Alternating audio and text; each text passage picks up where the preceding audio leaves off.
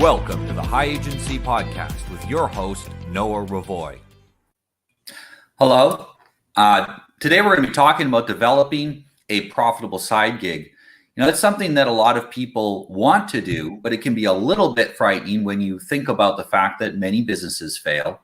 And if a lot of businesses fail, what's the chance of your side gig succeeding? Well, this is why you go and get help. And today's guest is Jeff Putnam. He's a business growth coach and a master of the profitable side gig. He's also an entrepreneur and a father of 9 children. I'd like to welcome you to the show, Jeff. Hey, thanks for having me on, Noah. Yeah, it's great having you here. So tell us a little bit about why it's so important right now for people to start side gigs. Well, one, they're super convenient, right? It takes very little effort to get started other than just plugging away a few hours a day and getting good at it. Two, if 2020 has taught you anything, is that relying on one single source of income is kind of like playing Russian roulette with a pistol. You don't have a chance of missing. You're eventually going to get burned. A lot of people right now are struggling. They lost their jobs. I'm one of them that lost my 9-to-5 back in July when COVID kind of tend to peak for the summer. They started laying a lot of people off because they weren't sure with the talk of a whole second wave and everything coming in that business would pick back up. So the job I'd worked at for 6 years, fantastic health benefits, fantastic, tenure, all of it. And they were like, well, anybody who's worked here for over 5 years, we're just going to let you go, because everybody over 5 years was making maximum pay and it was cheaper to keep on the new guys. So they just let me go. Well, it didn't change the fact that I still had mouths to feed and bills to pay. So I had to do something. And luckily, I spent the entirety of 2019 building my company, Rugged Legacy Grooming Supply. It's a men's grooming company. Working on that and then trying to dabble into coaching, some digital product, creation, things like that, just because I saw other people doing it. I knew that it was very lucrative to do. So luckily I had that entire year of prep that as soon as I lost my job in July of this year, I didn't miss a beat. I stopped getting a paycheck from one place and just kept, continued to get a paycheck from everything else I was already doing.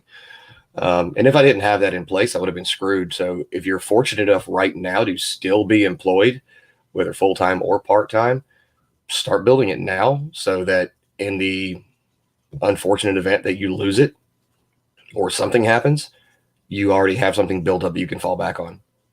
Absolutely. If you have a side gig that's 2 or 3 hours a week you're spending, even if it's that little, and you get laid off, you can accelerate that. Within a few weeks, you're up to perhaps the same income you had when you were still working in your job. And I've noticed with my own clients that have started side gigs, almost all of them ended up making significantly more while working less hours within about a year of starting of being laid off or fired or quitting their job. I had a client who had a very lucrative job at Shell, and he quit the job because they basically turned his department over to the all ladies human resources machine in order to mess with it. And he didn't like working in that environment anymore. And people thought he was crazy. It was an extremely well-paid job. Within about 3 months, he was making more on his side gig, which was now his full-time business, than he had been making before at his job. So he's has room to continue to grow there. His fiance, they're going to be getting married. She's joining him in the business, and it's just continuing to grow. So it is one of the things about having a regular job right now is that every company has frozen raises, even if they don't need to, even if they're making money hand over fist. COVID, sorry, we can't give you a raise because of COVID, and so your potential to increase your income at work is probably close to zero. Whereas if you start a side gig, it's unlimited. Yeah, I mean, it sounds very cliche to say it this way, but if you have a 9-to-5, and if you want to keep a 9-to-5, keep it. There's nothing wrong with that. But if you have a 9-to-5, it comes down to a point where you peak at how much money you can make. And the only option to increase how much money you make is you ask permission to make more money, overtime, extra hours, promotion, whatever, or you leave that one and get another one that pays more. And then you get stuck in that same cycle again until you have to ask permission to, hey, can I please make more money? Can I work extra hours? Can I come in on my day off? Can I get a promotion? Can I get a raise? But with a side gig, I make X amount of dollars per month with 2 clients. I want a raise. I'll go get one more client. Yeah. I'll make X amount of dollars with 3 clients. I don't want to take on a 4th, but I still want to make more money. I'll create a digital product. I mean, you can just continue on. There's no limit to what you're doing. Yeah, and then you're also investing in your future because you're creating things that don't require your constant attention to monitor. That's true with digital products. That's true with companies that are selling. You're selling a product that people buy over and over again because they need more of the material to look after their beards, look after their hair. So they're going to continue to buy this. And as they build a relationship with your company, men tend to be very loyal to the companies they buy from. So you end up collecting enough clients that it becomes fairly passive. One of the biggest problems with the 9-to-5 is, as you said, you have to ask permission. You're beholden to someone else for your income and for basically permission to have vacation, permission to change where your work location is. I'm sure if you wanted to, you could move anywhere in the country, and you find, hey, there's a great opportunity here. This area has got now cheap houses and cheap lands, and you move. You might already be somewhere like that, but it gives you that opportunity to relocate if you want, to move closer to family, whatever it happens to be. Whereas your 9-to-5, you're basically chained to it. It doesn't let you have that kind of flexibility. Yeah, it really doesn't. And it's funny you said that, because last night we had some friends from Mississippi come out here to South Carolina, and we're hanging out at the house. And when we were on our way back to our house after we had gone around and had dinner, I was talking to my wife. I said, we're still in this house. We've been here for 7 years. We like the area. We like our neighbors. But there's really nothing tying us here anymore, because the only reason I stayed here was I needed to be close to work. And I haven't had a job here in 6 months. So there's really nothing tying us here. We can go anywhere we want. And we didn't even, realize it at that moment, because, like I said, we lived here. I worked and went back and forth to work my 9-to-5. And then when it was gone, my focus was strictly on, okay, continue making money, build up my side income, build up more income, acquire assets, so forth and so on. And it never really clicked that I'm not tied to this place just until last night. But yeah, that's true. You can go anywhere and do anything. I can move to Antarctica, and as long as I can get Wi-Fi, I can still get paid. Absolutely. Now, this is going to be more and more important if we're heading into an era of chaos, is that people of like mind are going to want to gather together in communities. Mm-hmm. And you might be left out if you're chained to a job in LA and you want to live in a community in Kentucky or South Carolina or wherever you want to be. You can't do it if that's your only source of income. If you have a alternative source of income, you have that tremendous freedom. And it might mean a massive difference in quality of life for your children. Look at the house prices in different parts of the country and see if you can even get close to your income with your side gig, and then go and live somewhere where a house is a third the cost or a quarter the cost. Even food and other things might be cheaper, and really can make a big difference for your family.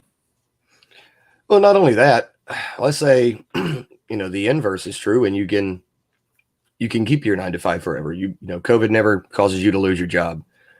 Why not have extra money anyway? Yep.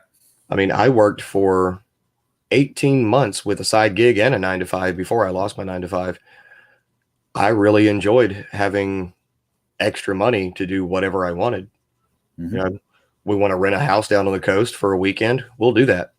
We want to buy the kid a car. We can do that, because it's not coming out of my 9-to-5 paycheck. I don't have to borrow from my 401k. I don't have to worry about, well, this bill's not going to get paid. I create a side gig that starts paying my bills for me. My 9-to-5 paychecks are free. I can keep both. and I was going to keep both for as long as I could. So it's not just about what if you lose your job? Well, what if you just want extra money to pay your bills with? What if you want money that you can just stack and throw into the stock market or Bitcoin or whatever? You've got it. And you're not having to say, well, I got to cut off my cable and stop drinking my $5 a day Starbucks coffees, and I can move this money to this investment. No, just make more. Start something that will make you money on the side and use that instead of taking away from the plate you're already eating from. Yeah, absolutely. And even if you think in another term too, that nowadays it's almost impossible for kids to get their own little jobs. Even delivering newspapers in some places is only being done by adults now. And if you have children and you want to teach them the value of hard work, having a side gig that they can share in is one of the best ways to do that. I have a friend, and he is starting I think they're selling mint oil and peppermint oil and other kinds of oils like this, along with his daughter. And the purpose is not just to make money, but it's to teach her about starting a business, running a business, how to make a profit.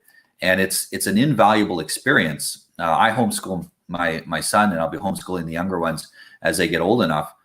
And that gives an experience that they'll never get in the school. Schools are teaching you to be a good employee. But the reality is there's a lot of power in having your own stuff, as we've discussed. And the earlier your children get a taste of that, the more natural and easy it's going to be for them to start their own side gigs, for them to have their own businesses. It's going to be easy. A lot of entrepreneurs, their parents were entrepreneurs.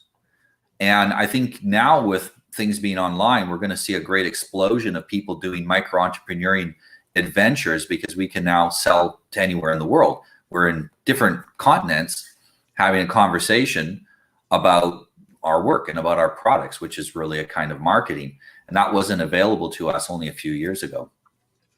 Yeah, it's very true. I mean, my 15-year-old son, typical 15-year-old kid, he loves playing Fortnite, right?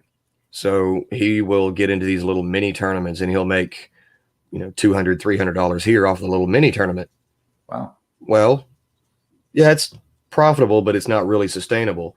So talk to him for a little bit. And now he's probably the only 15-year-old that you'll ever hear of who will make money playing video games in these little Fortnite tournaments and then jump right into Forex. He's a 15-year-old trading Forex with the profits that he gets from, a Fortnite tournament or, whatever. So it's really awesome to see that my kids are not just saying, here's the plan, turn 18, get a job, move out, or get a job, turn 18, move out, fight the rat race. They're able to see now that there's more than one path to being financially independent and financially free. I don't think I've ever heard of a 15-year-old who goes, I'm just going to take this money that I earned and I'm going to flip it in the stock market, or I'm going to start learning how to trade options, or, whatever it may be. Yeah, some things will have to be under my name and account because of the younger age, but he's 15 years old. He's studying marketing. He's trading Forex, and he's winning money on a video game that he's using to build up more money with. It's a nice little side hustle for him. Yeah, it's certainly better than delivering newspapers. Yeah, and especially like where we live, we live in a small town of about 800 people, and if you want a newspaper, you just have to go buy one. We don't have a newspaper route. We don't have a mail route. You got to go to the post office. Yeah. But it's nice that you can see the gears turning a little bit in their head. They're going, I wonder how I can make this profitable. Yeah, it's nice to win $200, $300 a week here playing Fortnite, but what if I could turn that into bigger money because I want to buy a car, I want to do this, I want to do that. My 17-year-old's a good example. We're filling out, my wife is literally in the other room right now, filling out paperwork for his enlistment packet. He's joining the Army. We're signing for him this week, and then right after Christmas, he's going to go and enlist and swear in. But he's been working fast food jobs for the past 2 years, saving up money, bought his own car, because we always kind of press the importance of if you want it, you earn it. in our kids. And he wants to go to college. He wants to do all these things. Well, choose the cheat code route. 6 years in the Army gives you over $70,000 of free college money that you don't have to pay back. Use that. I'm not saying everyone has to go to college, but if you're going to go, pay as little as you possibly can for it, because you don't want to end up with, $100,000 debt to college loans with a $40,000 a year job because you paid, over twice as much for that degree, and then you can't get a decent job for it. Yeah, and if you get into a specialist role, you also can get a lot of training, which is valuable and can jumpstart you on whatever career you want to do when you get out, in case you don't want to go to college, or it might even be synergistic with what you're doing in college as well. Yeah, and and his plan is to go, do one thing in the Army, go to college for something completely different.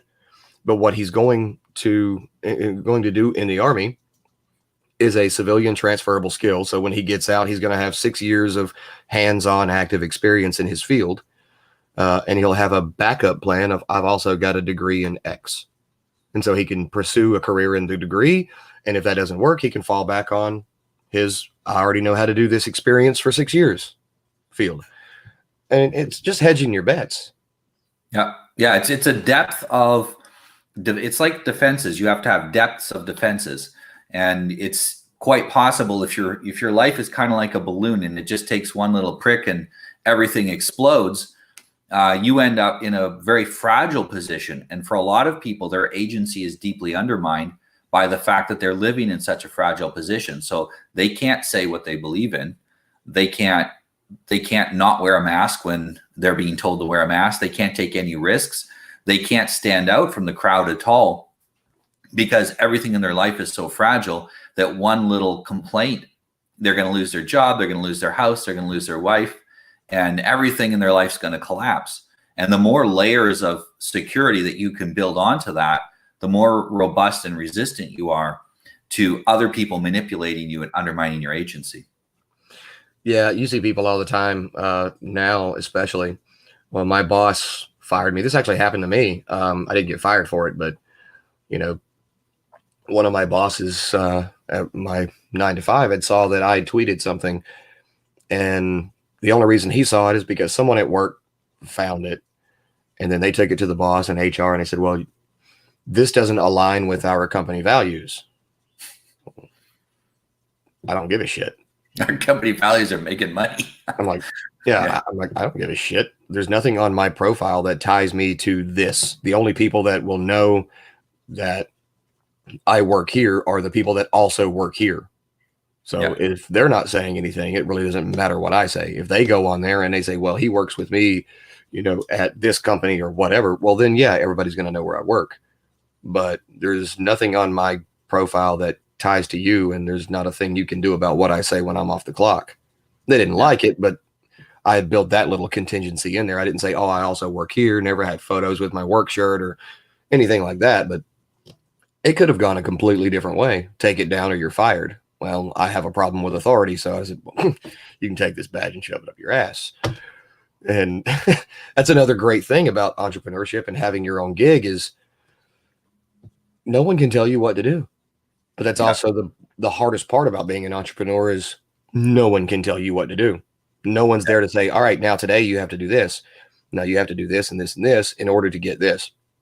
You have to be somewhat of a self-starter and have that discipline to, even though I don't know how to do this, I'm just going to bang my head on it until it goes through to see if it works. Because if I don't, it's just going to fizzle out and I'm going to end up with nothing. Yeah, absolutely. You mentioned something important, that level of disagreeableness. And it is necessary to be fairly disagreeable to run your own business, because everyone's going to tell you that it's impossible, it's going to fail, you're crazy for doing it, except for other men that are also doing it, or, so there are some women as well. But the people who aren't doing it are going to think it's crazy. And you have to be able to hear that and go, yeah, whatever, I'm going to do it anyway. Yeah. And there needs to be a certain amount of disagreeableness to that. And it is funny that the more disagreeable that a man is, he knows he's going to have to confront, the so-called cancel culture at some point. Every disagreeable man knows that. And those who are very smart about it are laying in defenses early on. We're laying in protection for ourselves. We're setting up our social spheres, our economic spheres, and our families, that when it comes time that we have to stand up for ourselves, we can't be canceled easily, and I think this is extremely important for men that are watching. And if you're a disagreeable man, at some point you're going to say enough, and you got to make sure that when you say enough, that it's not your family paying all the cost of that. Right. You're gonna have to pay that some of that cost now when it's cheap, and you won't have to pay it later when it's so expensive. 100%. It's bad now because you can't think a certain way. You can't, if you think it, you have to keep it to yourself. And, just as a man in general, that kind of thing will eat at your soul, right? I don't know, you feel like you got this foot on your neck the entire time and you just can't say what you want to say. Eventually you're just going to have enough. And if you have enough and you don't have, a fallback plan in place, like you just mentioned, your family's the one that's paying for it, not you, because you might be able to withstand the hate and the cancel culture and the mob, screaming at you or whatever. You might be able to handle that, but your tenacity in handling that doesn't feed your kids. It doesn't pay your bills. It doesn't keep your lights on. So, yeah, it's a lot easier to, as you mentioned earlier on, to go start a side gig while you've got a 9 to 5, while you're not worrying about it, because you can take risks. You can try things. You can do something that no one else is doing. And usually if nobody else is doing it, it's a bad idea. But there are a few really good ideas out there that no one else is doing, or you can get your own slant on it, your own version of it, and go out there and start to make money with it. But it's not instantaneous. And you start this now when things are easy. Generally, every investment, the earlier on you get, the less you have to put in to get the same return. So you start now putting in that investment. In maybe in a year from now, we don't know if the COVID's going to lead to another shuffle up of the economy. But you get into things, especially as you picked, something that is essential. People need your products. And so, and they will continue to buy them on a cycle. Getting into businesses where you're providing essential needs and you're providing them directly to the consumer means that you can't get on the cancel list. They can't cancel you. In fact, I bet you the more that you would be attacked in social media or whatever, it would actually drive sales to you. Yeah, it's funny how that works. But there is a scale issue with what you had just mentioned, about doing what no one else is doing. When I first started Rugged Legacy, I had this goal in mind that I was never going to sell a single product to any person that I knew in real life. Right? Because it's very limiting. When people start a side gig or they start a business, they only go to the people that they know. And look, your mom, your brother, they love you. Your mama loves you. She's always going to buy whatever, you make, and she's always going to put your crayon drawing on the refrigerator, right? And she's always going to do it, but she can't pay your bills. Right, you might as well just be saying, "Hey, mom, give me money." So I had this idea that I was never going to sell anything to anyone that I had ever met in real life until they found it organically on their own and didn't know it was mine. Didn't tell anybody what I was doing outside of some close family. And even that ended up being a mistake because to this day, they still think that Rugged Legacy is this like small Etsy shop, yard sale type thing, which I don't care. But just because what you're doing something that no one else is doing, it doesn't necessarily mean that no one else is doing it. Just no one else is doing it. And that's okay, because with market saturation, that just means it works, right? This is a bottle of water. Okay. There's probably 65,000 brands of bottle of water, yet all of them still sell. They just have a different label and a little bit of different, persuasive copy written on the label. That's it, right? It's still water. It's the exact same product. It's just positioned a different way. And so what you end up doing can be done the exact same way. Something that I learned from Ryan Booth. He's an agency owner in Canada, a good friend. that there's, and his partner, Ben, there was 3 things that a business can be good at, and no business is good at all 3 of them, right? You have speed, or speed of delivery, you have quality, and then you have price, right? So whatever you do, you can have the exact same thing as someone else, but have a better price.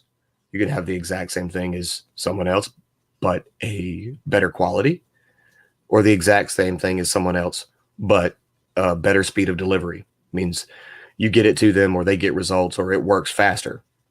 You can focus on one of those things and reposition yourself against any other competition. And all of a sudden, hey, you're in demand now because you've focused on one of these things. Because there's no business that is the fastest, the best, and the best price, right? If it's the best quality, no one's going to care about the higher price, because the whole thing of you get what you pay for, right? I want results now. If this workout program promises me a transformation in 90 days, and this workout program promises me a transformation in 180 days, people are going to buy the 90-day program, right? So it's just how you position yourself in whatever it is that you're doing. You know, Ground Shark Coffee is a great example, because we all know there's 1,000 different coffee brands in each state, roughly, Yeah. right? But Ground Shark Coffee is positioned to be, it's so good that you don't even need cream or sugar. Now, I drink it black anyway, but a lot of people go, all right, I'll give that a test, see if it's good enough that I don't need cream and sugar. And it's also marketed towards a different sub-market, which are your mountaineer kind of people, the people who love climbing mountains, and primarily, because it's an inside joke within the Brazilian jiu-jitsu community, Ground Shark. You know, they say if you're ever fighting someone who knows jiu-jitsu and you don't, it's like fighting a shark or swimming with a shark in the ocean, right? It's marketed towards fighters and MMA fighters and people who practice Brazilian jiu-jitsu. And so everybody drinks coffee, but he's not advertising to everybody. Nick Lowry, who is actually a former business partner of mine, is advertising to the fighters, right? He's advertising to the people who are the hardcore, you know, extreme sport, combat sport kind of people who live life on the edge, versus you look at Maxwell House, one of the most famous coffee brands out there. They always have this sense of this is for the cops, this is for the firefighters. Every commercial you see, it's in a firehouse, you know. Folgers, it's always in a cabin somewhere out there in the woods, and, you know, sisters making brother who just came home for the holidays a cup of coffee. You know, it's just how you position it. So you can do anything that anybody else is doing, position it differently, and you'll establish yourself as an authority on that particular product for that particular market. Yeah, and I think this is where it's very good to go and get a consultant, a branding consultant like yourself, because oftentimes when we look at our product, we tend to have an emotional opinion of how it should be marketed. And that gets in the way of being objective and looking at the objective, the numbers of it. And is this a market with openings in it? Is this something we can reach? Talking to an external person gives you clarity, especially an expert, gives you clarity in that subject and helps you to, instead of going through the expensive process of trying to get it right, you can narrow it down to much smaller set of choices that you can experiment with and get you to success much quicker. Yeah. You know, with my own coaching, I run an 8-week program, right? The first 4 weeks we are building, and if you do the work, you'll be exactly where you want to be. I just ended one 8-week program with a client. He was looking to start a life coaching business, and he'd plenty of experience with it. It's kind of what he always has done, but he's never just gone out, started his own brand and done it on his own, right? Well, he didn't know where to start. So for the first 4 weeks, it was getting him set up and established and positioned and start growing his audience and getting him in front of more people, teaching him how to connect with people organically and inorganically, teaching him, you know, the little marketing hacks as well as different funnels he can start to build to put in place that will start getting him clients. Well, the next 4 weeks was all about the physical aspect of what he needs. All right, we've got this finished. We've got this finished. You've got a lead magnet. You've got the top of your funnel. You've got your booking software, and getting all of that set up. And he texted me yesterday. I just had a great consult, and we just made our first sale. And our 8 weeks ended Thursday of last week. And so the process works. It's just simply you have to, because look, this process would not have worked. I don't care how good I am. If my client didn't do the work and he wasn't dedicated and he didn't say, all right, I'm going to pay you. And I'm not a cheap coach, right? But I'm going to pay you. I'm going to put skin in the game, and I'm going to be held accountable. And if I don't want to waste my money because I didn't do the work, I'm going to show up every single time and do every single thing you tell me to do. Well, he did that, and he's growing. He's no longer under my wing. I kicked him out of the nest. He may rehire me again for the next process that we'll go into, where we focus on clients rather than the building process. But that'll be an entirely different conversation, an entirely different model of coaching that I take on then. But again, he did the work. He did what I told him to do. And less than a week after we ended our 8-week contract, he's getting sales. He's growing. He's starting to get consults. And so everything that I told him to do, he's implementing. He's being consistent with it. And that's really all it is, because it doesn't matter if you hit a brick wall with a sledgehammer or you hit it with a ball peen hammer. Eventually, it's going to crack, and you're going to go through it. You have to do something that will work and is working, even if it starts off as a trickle. Right? You just keep going until you bust through and the floodgates open. And that's what he's starting to get now, because he did the work. And again, it's another reason hiring a coach. And I'm not saying you have to hire me. There's plenty of other great coaches out there. But having someone to tell you, go do this, and that you invested your own time and your own money into, is probably one of the best steps you can take, because you're not serious if you have nothing to lose.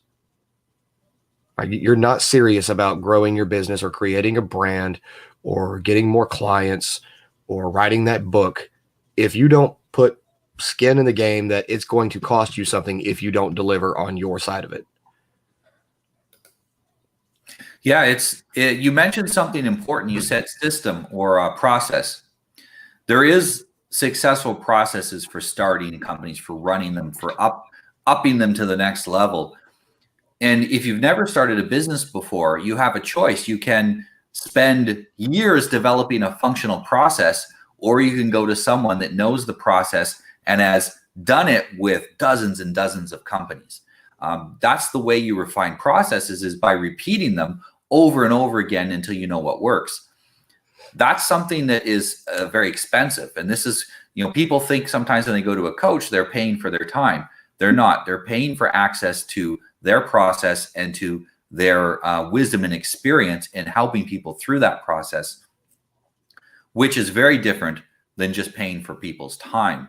And that's where you're really getting the value. You can't you can't synthesize that process without previous experience on your own. Right. And there's also, and this is a term that's thrown around in the financial world a little bit, but it's more than true for the entrepreneur world. Yeah, there's the cost that you're going to pay for a coach or a software or a service or a program or an employee or a virtual assistant. Yeah, there's a cost there. But there's a cost that no one really pays attention to. And that is the opportunity cost. Okay. Noah, you're on a consult with me right now, and I told you my price for this next 8 weeks, and you're going, that's not cheap. Okay. You're right. It's not. But what's more expensive? Working with me, or how much money you're sacrificing by not working with me? Because if I tell you for, $2,000 for this next 8 weeks, we'll work together, and that puts you in a position to earn $50,000 this year just on your side gig. If you choose to save that $2,000, you just cost yourself another 48. right? You just cost yourself $48,000 because you opted. The Yeah, lost opportunity. you traded $2,000. Right? I would rather have $2,000 and make another 48 on top of it. And so the opportunity cost is just as expensive, and that's what people don't realize. I want to buy this course, but it's $100, or I want to hire this coach, or he's $300 an hour. That I get it, especially now in 2020. That's not exactly a cheap price, but you got to stop looking at it like that. I don't look at anything now as it's expensive, because I know people that make $30,000 a day, and so if I ask them for $1,000 a week to hire me, they would think that I was undercharging and that I was an amateur and that I didn't know what I was talking about. Because there's people out there that you can get as clients and you can get as customers that make more money in a day than you do in 5 years. And while you're sitting over there terrified about your price, they're going, yeah, I'm not going to buy that. That's cheap.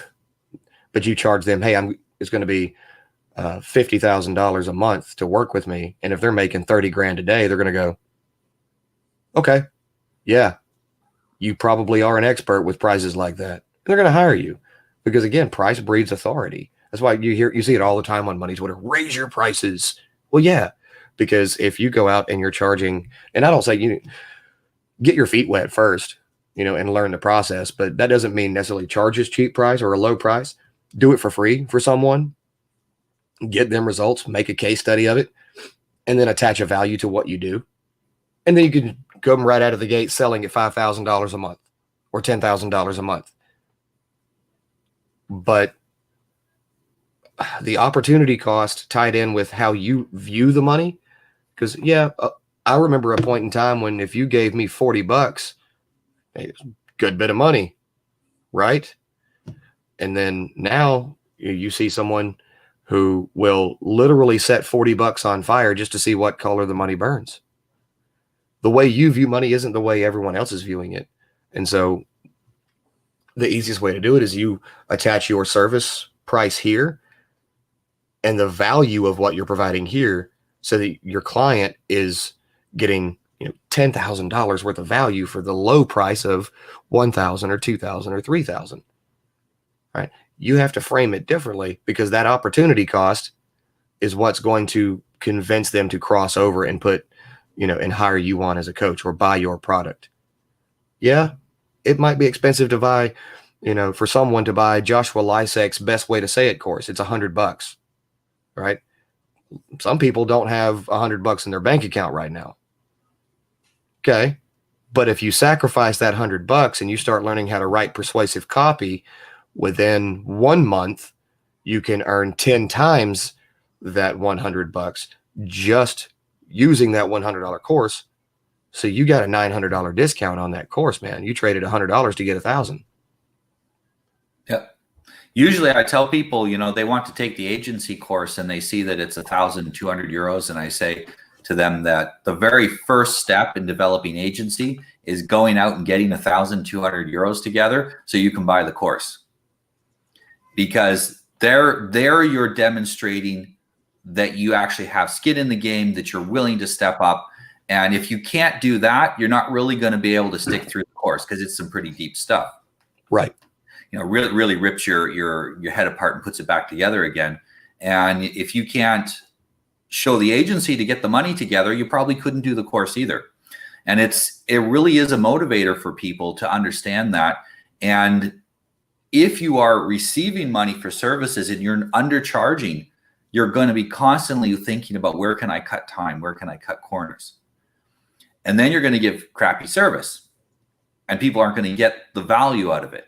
But if you're charging enough that you feel comfortable and you say, yeah, he needs some help, I'll give him some extra hours, whatever. I'm charging him so much, it doesn't matter. Then you start, instead of thinking, where can I cut corners, is where can I add more value? Where can I go that little bit farther? Where can I help this person to accelerate a little faster than I was originally thinking that we could do? And by adding those little values on, oftentimes it seems incremental, but it really, because it stacks, you end up with something that's twice as much value than what you would have had before, because your mindset is different going into the project. And this is why, whenever I hire someone, I never argue about the price. They say what's going to cost. I say, sounds good, let's go. Or I don't buy it if I can't afford it, but I'll say to them, hey, let's go. Because if you undercut people on their costs, you end up with dealing with people who have a bad attitude. And I learned this in negotiation when I was younger as a consultant, helping big companies on software negotiation, that very often just saying, sure, whatever you want, to the other side, and saying, oh, you want to add more work? Go ahead, add more work. Let's add some more money. And making it as a very, that very fluid process, everyone ended up walking away from it happier. I had many times that clients were happy that the end of the negotiation, they were paying 2 and 3 times more than we walked into the negotiation with, the original numbers that were given them. Often the original numbers had no negotiation, that was just thrown out there. And people are very happy to pay more for our services when we can explain there's going to be more value coming, and we can really demonstrate where that's coming from. And I think for a lot of side gigs, they're going to be selling intangible products. That means services, consulting, digital products, and things like this. And the key to these products, to a large extent, is that value added. Really make sure that you're having a very high rate of return. What's the ROI on a glass of milk? This is why commodity products have very small margins, tiny margins, because the return on investment isn't that high, and almost anyone can produce them. When you're producing digital products, services, and things like that, you are the only one that can do your consulting. You're the only one that's going to give. Jeff Putnam's consulting will only come from you. My consulting will only come from me. And so we are literally the only provider of this one product. Now, yes, we do compete with other people, but as you mentioned before, because the market is differentiated, we compete in our own unique way. And I've noticed that the more that I charge, the happier clients I get, the better quality clients I get, and the more that I attract people who want to do long-term projects. Mm-hmm. Yeah, absolutely. And one of the funny things about it all is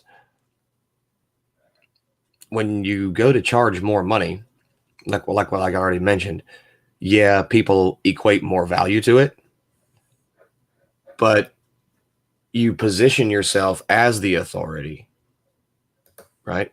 And then people are automatically just flocking to you, wanting your services. And yeah, like you said, you'll have the people that will try to undercut and whatever, but having the mindset to turn away money, like if I'm charging $2,000 for an 8-week program, and a guy goes, well, can you do it for half? Well, if I do it for half, like you said, I'm going to have that bad attitude. This guy's jilting me. I'm only going to really want inside to just give him half of that effort, unless it was something that, I'm cutting a guy a break or a discount. But if he tried to haggle me down to $1,000 and I still end up agreeing, he's not going to be happy with the results, just because I'm not going to be in the mindset itself to deliver the best results, because I'm already pissed off at the guy, right? I've got this chip on my shoulder that he haggled me out of half of my money. So turning them away, no, we're just not going to be a fit. Yeah. Oh, well, I can pay the whole thing. Oh, okay. Well, now we're back in business. Yeah. And that you don't want to split the difference with people. Yeah, that is already an exercise of establishing authority, when you can tell someone, no, I don't want your $1,000 because I charge 2, or because I charge 5. I don't want your 5 because I charge 10. And you throw that away, and then people see how you're just completely okay with it, and they sit back and go, yeah, he doesn't need my money, but I really do need his help. And then they pay fully, and they end up with the best results. And then at the end of it, they feel like they underpaid anyway. Yeah. Yeah, I've had people do that. And then sometimes it's not immediately. Sometimes a week or 2 later, all of a sudden I'll notice a deposit. Yeah. They won't even say yes. They'll be just the deposit and then an email about when do we start. Mm-hmm. It is an interesting tactic. And I think a lot of times people are just using it. They want to test whether you really know your stuff. And if you can't negotiate over prices properly, if you can't set and maintain frame on prices, how are you going to set and maintain frame during the accountability process? Exactly. You're So going to be able if your client calls you and says, hey, I messed up. I went on a binge and ate 37 cheesecakes. If you're a fitness coach and you go, well, that's all right. Stuff happens. No, they're paying you to stick your boot in their ass, right? Yeah. So you have to be able to maintain it. Are you dumb? You need crayons to write with? Come on. You need to be able to get in there and enforce what they're paying you for. They're paying you to be a dick to them, pretty much. They're paying you to boss them around, because at the end you're going to help them, right? If you tell them that every little crayon drawing they bring you is great and good, when it's not, you're not doing them a service. You're just making them smile there, but then later they can't get clients because they write like a 3-year-old. Yeah. So every great consultant is disagreeable, because absolutely. you cannot be a very agreeable and be a good consultant. You can't give people honest advice if you're trying to figure out what they want to hear and telling it to them. Exactly. And actually, that's exactly what I talked about with Jeff Lysick as well. And this is really a very common thing. You see that all of the most successful consultants are disagreeable people. And a lot of us came into consulting simply by being disagreeable with everyone that asked us questions. And finally, someone said, "You're so disagreeable, I'd pay you to be disagreeable to me for a while." And basically what happened to me. And I thought, hey, maybe I can make a business with it. And as a joke, I sent them a price and they sent me money. And I said, well, I guess I've started a new business, a new side gig. Thank goodness I did that, because the business that I was running here in Portugal, when the COVID hit, since it all involves public schools and private schools, they're all shut down. So the entire business is shut down. If I hadn't started coaching about 7 years ago now, I would, which has become my full gig. My wife runs the education part.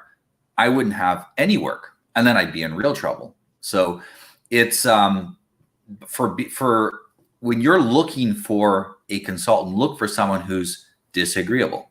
Look for someone who is going to push you. Mm-hmm. So otherwise, just go watch a YouTube video and copy what the guy in the YouTube video says. Yeah, and sometimes that works. Yeah.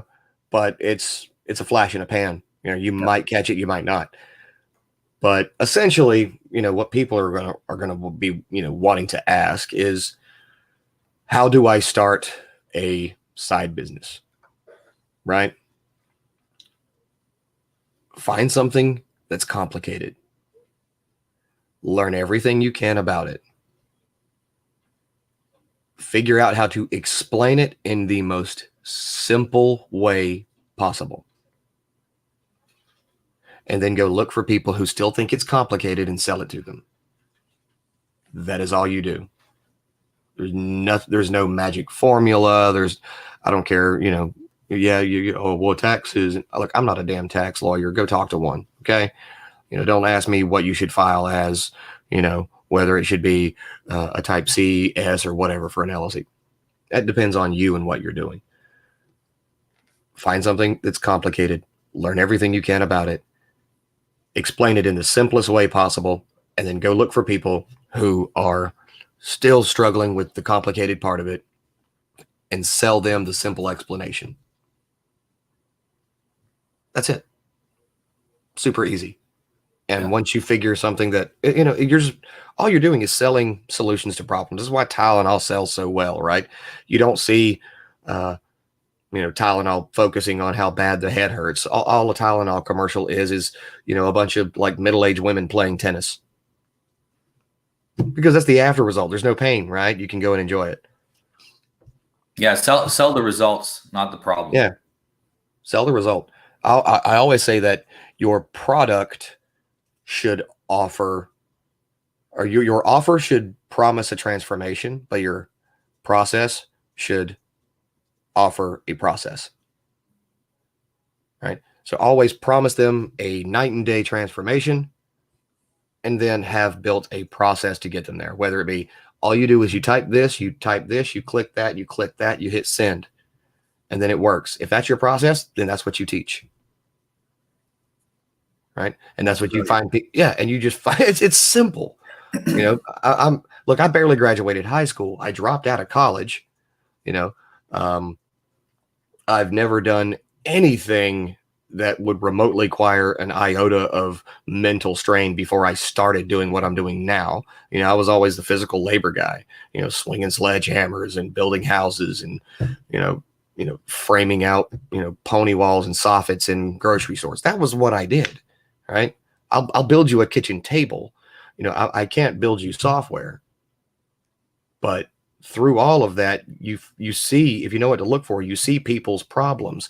Well, this problem is this guy doesn't know how to talk to this guy and he can't relate with him. And so now this disgruntled employee is sabotaging the work. You know how to talk to people? Guess what? Now you're a leadership coach. You can go and talk to the boss and say, look, man, not here to break your balls, but I know how you can get through to Enrique or Johnny or Tim and teach them how. That's all it is. You see people struggling in one place. If you know how to do what they don't know how to do, explain it simply to them and charge for it. Very simple. Yeah. And for a lot of people, it's not beyond their ability to have figured it out on their own, but there is something blocking them from figuring it out. And essentially they're paying you in part to unblock them. That's why a lot of people say, oh, I feel so clear after that. It's so obvious now. You know, that's one of the greatest things we can hear afterwards is, oh, what I should do is so obvious now. You know, it means we explained it simply enough that it's they have an obvious next action to take. Go ask any one of my clients. Did Jeff tell you anything you didn't already know?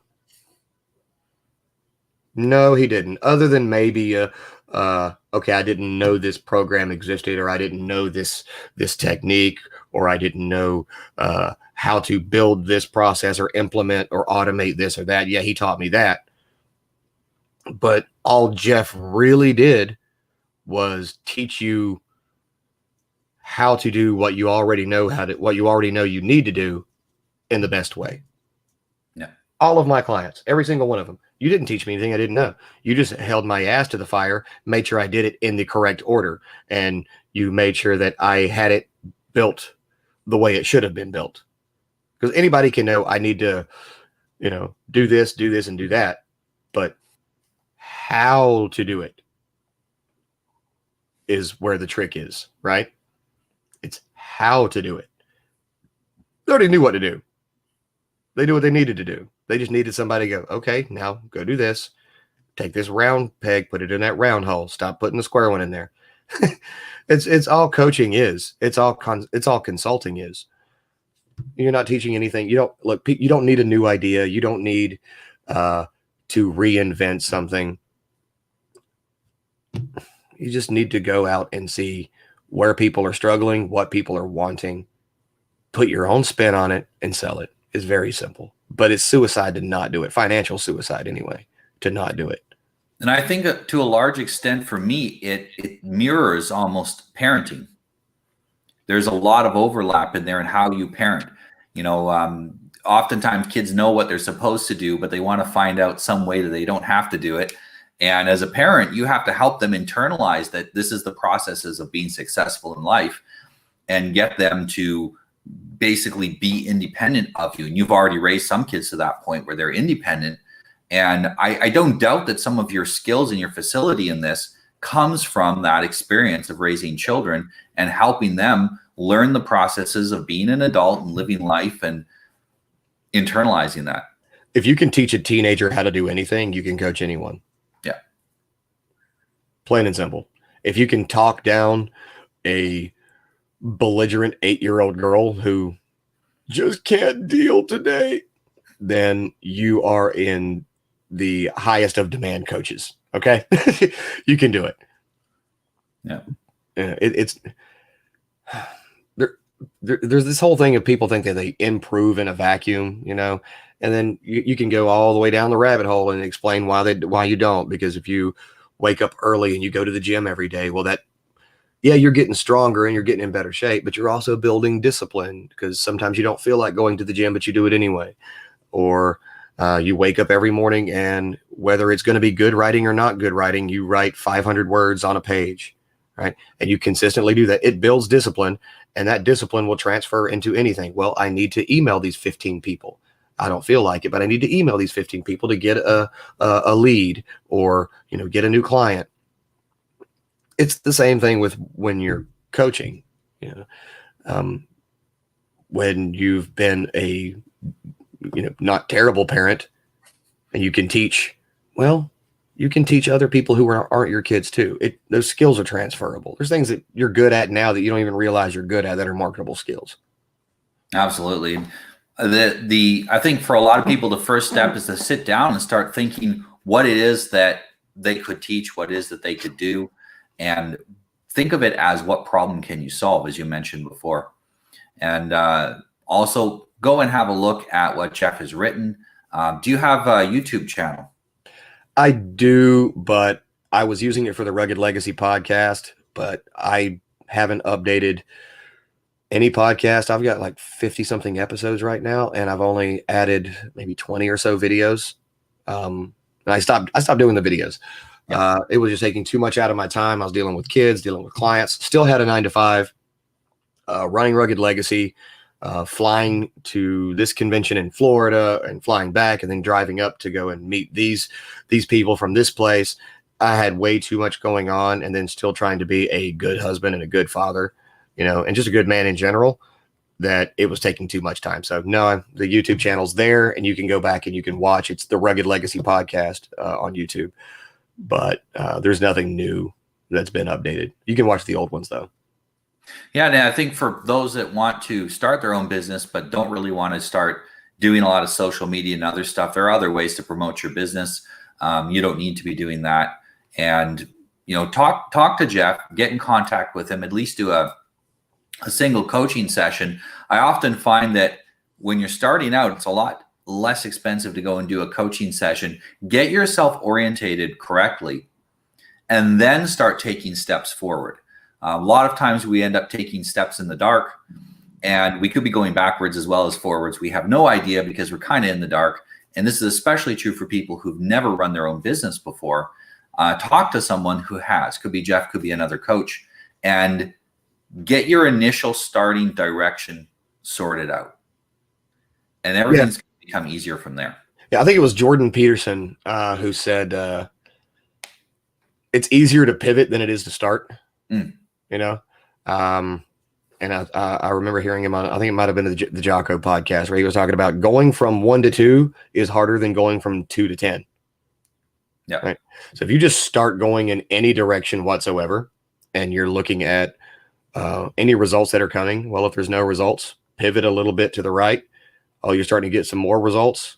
Pivot a little bit more to the right. Oh, now the results are going down. We'll pivot back to the left, but you're already moving, so it's easier to keep going. Yeah. Just start, throw stuff at the wall, see what sticks, and when you see something stick, go in that direction. And you don't need to go and register a business right in the beginning. For a lot of people, the best thing to do is just get out and start talking about what they can do. Yeah. Get out there and talk about what you can do. And on top of that, make some money. You find someone that needs it. Yeah. And on top of that, just make some money. Right? You don't have to register it as a business. Hey, I know here in the US, there's all this. Did you make any money from like under the table payments side thing when you go and file your taxes? Yeah, I made, $60,000 under the table over here. Oh, okay. And they factor that in, and I think they file it under like an independent contractor, kind of like what strippers, pay their taxes with. But you don't have to go and worry about, well, I got to set up this tax account and this and that and the other. Just make money first. People worry about taxes before they're making money, right? Yeah. Well, I don't know how to do the taxes as a business. How much money have you made from your business? None. Well, then don't worry about taxes yet. Zero. Right? Big zero. Worry about making money first. And I think there's even a limit that you can make and not have to pay taxes on it, just because it'll consider it a hobby until you break a certain threshold. Every just about every client I've had, they started out that same way. I said, you want to do this thing, make $1 on it. Even if you're getting paid $1 on it, you've had something come in, get $1, get $10 an hour, get $20 an hour. Now ask for more money. because they're like, well, how do I get to making $100 an hour or $200 an hour on my gig? And I say to them, well, you got to start with something, because zero, like you said, zero is where we all are right now. You want to get to 100. Well, you got to start somewhere. Whatever you're making, you're actually getting paid for it. You start getting dopamine hits saying to you that, hey, I should do more of this thing. I got a reward for it. And then you're going to do more of it. And then you're going to get better at it. And as you get better at it, you're going to say, man, my time is full. I better charge more money, because that's what you figure out. If I'm busy, I'm not charging enough money. I need to charge more money until I'm not so busy anymore. And you're literally filtering away clients that can't afford you. That is your objective, is to filter out clients that can't afford you. And it doesn't take very long to find your equilibrium and find your place where the rapid increase kind of levels out a little bit. And it's basically, like you said, do and then do more and keep doing it until it works. Yeah, simply enough, it's start before you know everything. Going back to my tax example, when I started Rugged Legacy, I knew nothing about running a business. I just know I needed a product and I needed to be able to take pictures of it, and I know I needed to put it online, and I know I needed to sell it. I didn't know anything else about, ROI, conversion optimization, whatever you want to. I don't know what. I probably still don't even really know what those mean. Okay, it doesn't matter. You need a product, people that need it, sell it to them, and then worry about everything else that comes down the line. Oh, turns out, and this happened to a good friend of mine, he didn't know that he needed a sales tax certificate for every single state that he ships to. Well, he told the IRS when they were asking him about it, he goes, well, I didn't know. They go, oh, okay. Well, now you do. Don't worry about it now. But from here on out, now that you do know, get it. Okay, cool. Too many people will try to learn everything they can about a process before they've even started the process. So they think that they can do the first time, their little run through and have it done right. If you do that, you're going to learn about crap that does not apply to you. Right. Yeah. So it's kind of like the front-ended learning that is a problem with school. They teach you algebra, chemistry, biology, and then you get a job as a mechanic. Even a high-paying NASCAR mechanic, right? You don't need to know crap about, chemistry outside of, stoichiometrics and air fuel mixture. But you don't need to know anything about biology except don't cut your finger off, right? And so go to high school, go to college, and you get all these things thrown at you saying, well, you need to know this, know this, know this, know this, know this. And then you get out and you get a career. It's kind of like, why do I need to know this? I'm going to be a cop. I don't need to know chemistry, Mr. Teacher, person, man, lady. I don't know. Well, same thing happened to me, but I got paid $600 the other day because I told one person to email another person. That's all I did. I didn't even need to go to high school for any of that. So don't do that to yourself. Don't put yourself through another high school curriculum full of crap that you might not even need to know to do one thing. Just start doing that one thing. And if you realize you don't know how to do the next step, learn that next step and then go, oh, I don't know how to do this either. Cool. Learn that next step. Just learn it one step at a time. Don't try to learn everything you can about it and then start, because then you're just learning forever, because it's always changing. Yeah, and it's a lot of times it's easier to ask for forgiveness and permission. So just go and do it. And if you screw it up, fix it. Yeah. Figure out how to fix it. They say that, I live in Portugal. It's a country with a high level of regulations on business. And every businessman's attitude is just do it. If you get caught, say sorry and fix it. Yeah. My bad. I didn't know. Because it's literally impossible sometimes to know if you're following the law or not, to know the intricacies of every little detail of every tax thing that's out there. Half the time, the experts from the IRS disagree about things. Yeah. So and it doesn't even only apply to taxes. It applies to, if you're just starting an e-com business. Well, I need to make a website. Looks like I need to learn everything about web design. No, you don't. You don't need to know squat about web design. You can pay somebody, contract somebody out, whatever, to build your website, or you can go and make one yourself with Shopify. It's point and click and drag. You don't need to learn everything about web design if you're going to start a website that's going to sell toothbrushes. Yep. The only thing you need to know about is how to sell toothbrushes. I remember in the last about 10 years, I've had 5 or 6 different businesses that literally the entire business was, I got a URL, I put a website saying, would you be interested in this type of a thing? Because it was a fairly niche service. And if you would, fill out this form so I get your contact information. And I said, if I don't get at least 100 within 3 days, because I had a good enough network that I should get at least 100, then I know people aren't actually serious. They're just talking about wanting this service, but no one's actually serious about it if they're not even willing to fill out a newsletter. So I spent like $20 on a URL and a website for a month. Big deal. $20, I found out that isn't going to work. I don't have to invest anything else in it, which means I take all my energy and invest it in the things that do make money. And that's a really important, is to just try something, doesn't work, quickly pivot. I think sometimes the failures in a lot of businesses is they pivot too slowly. They know it's not working, but they have an emotional attachment to what they're doing, so they keep throwing money after it, or it used to work. And now it hasn't worked for a couple of years and they still are throwing money after it. When you see it's not working anymore, pivot. You can always pivot back later. Mm-hmm. Try something else for a while, see if that works. Yeah. So no, it's been really great talking to you today. And I do want to wrap up because I think it's been a little over an hour now. So it's a good time. And I want to be respectful of your time, Jeff. No, I appreciate it. It's been a wonderful chat with you. And if you're looking to get in contact with Jeff or myself, you can look in the notes below the video. There's links to his website, links to his courses as well. It's also a great place to get started. And as mentioned, you don't need to know everything. Just start moving forward. And that's essentially the key to having agency. You will always have limits to your knowledge, but you can move forward regardless of those limits and demonstrate your agency, whether it be in starting your own business or whether it be in some other aspect of your life. Thank you for watching. Thank you very much for joining us, Jeff. Thanks for having me on, man. I really enjoyed it. It's excellent. I'm looking forward to seeing you sometime in real life, probably at a 21 convention or something like that. So it's been great talking with you, and join you perhaps one day on one of your channels. Have a good day. Bye. Thank you, brother. Thank you for watching our video, and I hope it inspired you to take action in your life. Please subscribe to our channel and like this video to get more agency building content. The real secret sauce is in our newsletter. Click on the link in the video description below to sign up. I promise I won't flood your inbox, and anything that we do send you will be of high value.